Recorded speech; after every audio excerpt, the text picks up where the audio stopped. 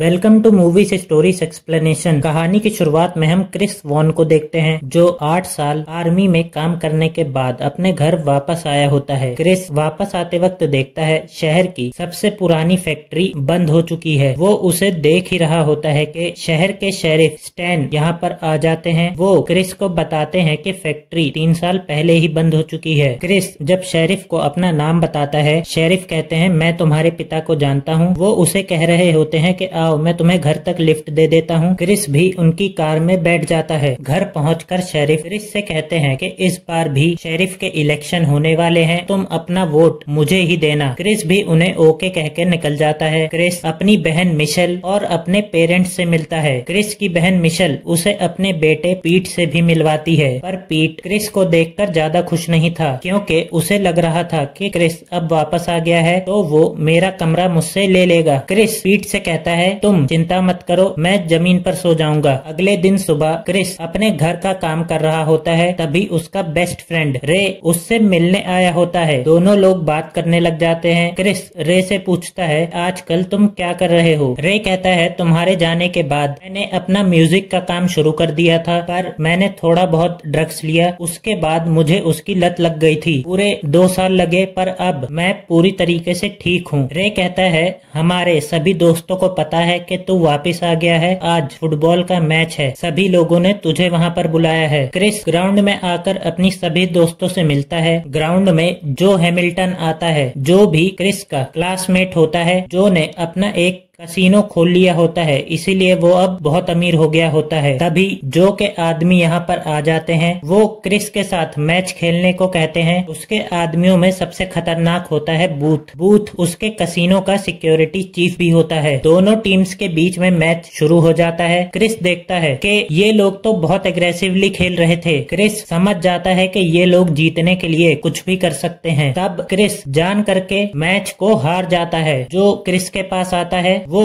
Chris को अपने casino में इनवाइट करता है। क्रिस भी आने के लिए मान जाता है। शाम होने पर क्रिस अपने फ्रेंड्स के साथ कसीनो के अंदर जाता है। वो देखता है कसीनो अंदर से बहुत अच्छा होता है, जो क्रिस और उसके फ्रेंड्स को वीआईपी लॉन्ज में ले जाता है। वहाँ पहुँचने पर क्रिस के फ्रेंड्स क्रिस को एक स्ट्रिपर का डांस दिखाते हैं। क्रिस उस लड़की को देखता है तो वो पहचान जाता है कि वो इसके बचपन की फ्रेंड डैनी होती है। डैनी भी अपने सामने लगा हुआ शीशा हटाती है। जब सामने वो क्रिस को देखती है तब वो शर्मा जाती है और वहाँ से चली जाती है। क्रिस नीचे आ गया होता है जहाँ पर सभी लोग जुआ खेल रहे होते हैं। जो आदमी गेम खिला रहा होता है वो चीटिंग कर रहा होता है, जिसे क्रिस पकड़ लेता है। क्रिस उसे रोकने लगता है, कहता है सभी लोगों के पैसे उन्हें वापस करो। उतने में यहाँ सिक्योरिटी गार्ड्स आ जाते हैं जो क्रिस के ऊपर अटैक कर देते हैं, पर क्रिस भी एक आर्मी वाला होता है। वो सभी लोगों को मार रहा होता है। क्रिस से कोई भी जीत नहीं पा रहा था। बूथ क्रिस के सर पर पीछे से वार करता है, जिस वजह से क्रिस बेहोश हो जाता है। होश आने पर क्रिस देखता है कि 3-4 आदमियों ने उसे पकड़ा होता है। बूथ चाकू से क्रिस का सीना और पेट काट देता है। वो लोग क्रिस को मरने के लिए सड़क पर छोड़ आते हैं, पर क्रिस होश में होता है। वो एक ट्रक वाले के सामने हाथ दिखाता है। सीन हॉस्पिटल में शिफ्ट होता है, जहाँ पर क्रिस अब थोड़ा ठीक होता है। क्रिस हॉस्पिटल से घर वापस आ जाता है। क्रिस घर पर अपना कुछ काम कर रहा होता है। उसी वक्त उसके पास जो हैमिल्टन आता है, जो क्रिस से कह रहा होता है कि उस दिन गलती तुम्हारी ही थी, तुमने मेरे कसीनो को तबाह कर दिया था, इस वजह से मैं अपने आदमियों को रोक नहीं पाया। वो क्रिस से कहता है कि तुम मेरे साथ आ जाओ, मैं तुम्हें अपने सिक्योरिटी का हेड बना दूंगा। जो उसे कुछ पैसे देता है, पर क्रिस उसके पैसे उसे वापस कर देता है। क्रिस उसे कहता है मैं तुम्हारे खिलाफ पुलिस में कंप्लेंट करूंगा, पर शेरिफ को जो हैमिल्टन ने पहले ही खरीद रखा होता है, शेरिफ क्रिस की कंप्लेंट लिखने से मना कर देते हैं। क्रिस समझ जाता है कि ये मेरी कंप्लेंट नहीं लिखने वाले। क्रिस वहाँ से वापस आ जाता है। क्रिस से मिलने के लिए उसकी बचपन की फ्रेंड डैनी आई होती है। डैनी उसका जैकेट उसे वापस करती है जो वो कसीनो में भूल गया था। बात करते हुए डैनी उसे सजेस्ट करती है शेरिफ इलेक्शन में खड़ा हो रहा है, तुम उसके खिलाफ में क्यों नहीं खड़े होते। क्रिस इस पर कुछ नहीं कहता। डैनी फिर यहाँ से चली जाती है। क्रिस की मॉम को क्रिस की बहन का फोन आया होता है। क्रिस अपनी अपनी मॉम के साथ अपनी बहन के पास पहुंचता है। उन्हें पता चलता है कि पीट ने ड्रग्स लिया होता है, जिस वजह से उसकी तबीयत खराब हो गई होती है। जिस बच्चे ने उसे ड्रग्स दिया होता है, क्रिस उससे पूछता है कि तुम्हें ड्रग्स मिला कहाँ से। तब वो बताता है कसिनो के बाहर जो बॉडीगार्ड्स हैं उन्होंने मुझे ड्रग्स दिया था। क्रिस गुस्से में आकर तुरंत कसिनो की तरफ निकल जाता है। क्रिस कसिनो के अंदर जाता है। वो एक डंडा लेकर कसिनो में तोड़फोड़ शुरू कर देता है। जब सिक्योरिटी गार्ड्स क्रिस को रोकने आते हैं तब क्रिस सभी की धुलाई कर देता है। क्रिस सभी लोगों को मार ही रहा होता है कि बूथ यहाँ पर आ जाता है। क्रिस उससे पहले से ही चिढ़ा होता है। इस बार क्रिस तैयार था। वो बूथ को बहुत बुरी तरीके से मारता है। क्रिस को पता था कि जो भी मुझे शीशे के पीछे से देख रहा है, इसलिए वो डंडा फेंककर शीशे पर मारता है। शीशा जब फूट जाता है जो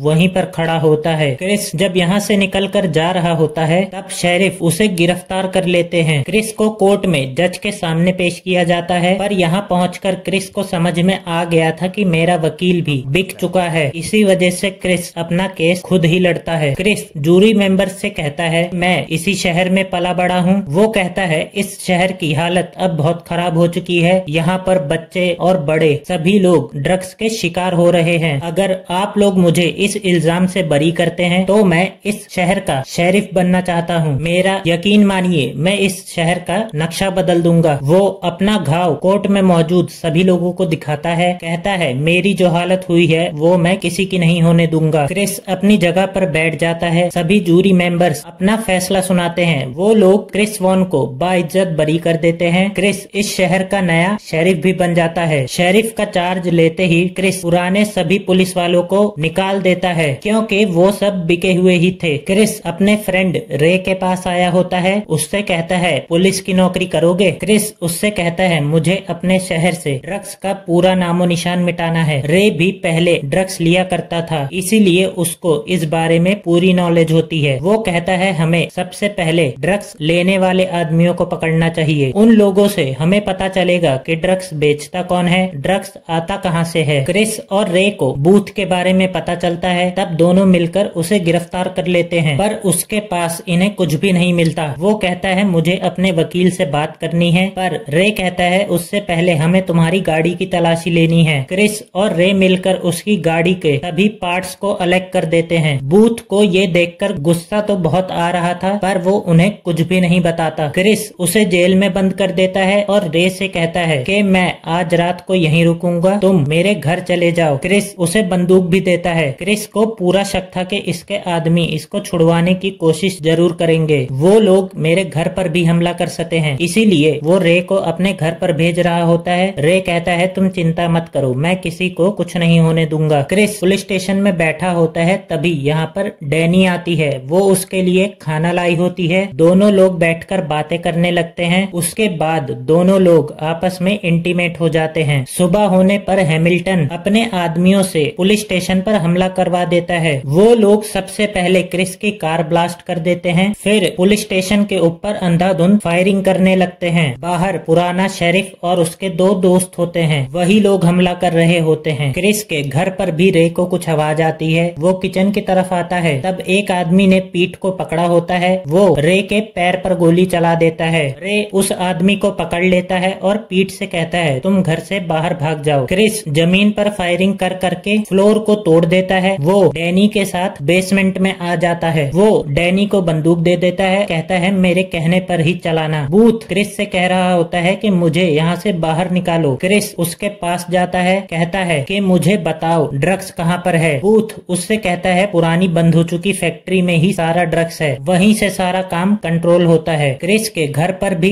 गुंडों ने क्रिस के पेरेंट्स और उसकी बहन को गन पॉइंट पर ले रखा होता है। उन्हें नीचे से कुछ आवाज आती है। एक आदमी नीचे जाता है। नीचे पहुँचने पर उसे रे गन पॉइंट पर ले लेता है। जैसे ही ये आदमी थोड़ा सा हिलता है, रे इस पर गोली चला देता है। गोली की आवाज से ऊपर वाला आदमी चौंक जाता है। उसी मौके का फायदा उठाकर रे की बहन उस आदमी को एक लात मारती है। वो सीढ़ियों से नीचे गिरता हुआ जमीन पर आ जाता है। पुलिस स्टेशन में जैसे ही क्रिस सेल का दरवाजा खोलता है, बूथ जब बाहर आने लगता है तब उसे गोली लग जाती है और वो वहीं मारा जाता है। क्रिस बेसमेंट के अंदर आ जाता है। वहाँ से वो एक आदमी को शूट कर देता है। क्रिस वहीं से छुपते हुए एक दूसरे आदमी को भी शूट कर देता है और अब शेरिफ अकेला बचता है। शेरिफ गुस्सा हो जाता है, वो पुलिस स्टेशन के अंदर आता है, जमीन पर अंधाधुंध फायरिंग करने लगता है। उसी वक्त क्रिस डैनी से कहता है अभी। डैनी हवा में फायरिंग करने लगती है, जो सुनकर पुराने शेरिफ का ध्यान डिस्ट्रैक्ट होता है। वैसे ही मौका पाकर तुरंत क्रिस शेरिफ को शूट कर देता है। शेरिफ वहीं पर मारा जाता है। क्रिस के घर पर भी रे उस आदमी पर हमला कर देता है। वो उसको मारे ही जा रहा था कि उतने में क्रिस वहां पर पहुंच जाता है। क्रिस रे से बात कर रहा होता है, तभी एक आदमी होश में आ जाता है। वो